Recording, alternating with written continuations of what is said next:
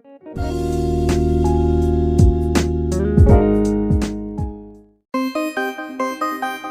Friends, রসমালাইতে সবাইকে welcome জানাই।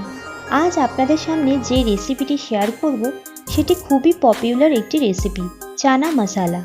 এটি তৈরি করা যতটা সহজ, খেতে ততটাই সুস্বাদু। বাড়িতে কোনো গেস্ট এলে লুচি পরোটার সাথে এটি পরিবেশন করতেই পারেন। চলুন আর দেরি না করে রেসিপিতে চলে যাই।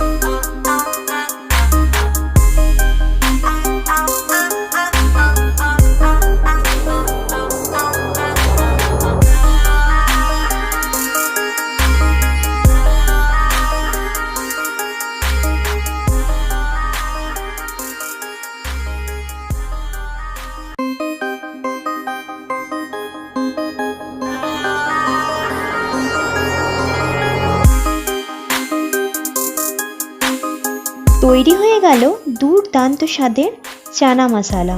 কিছুক্ষণ স্ট্যান্ডিং টাইমে রেখে এটি পরিবেশন করব। আমাদের রেসিপি কেমন লাগছে অবশ্যই কমেন্টে জানাবেন এবং লাইক করবেন ও শেয়ার করবেন।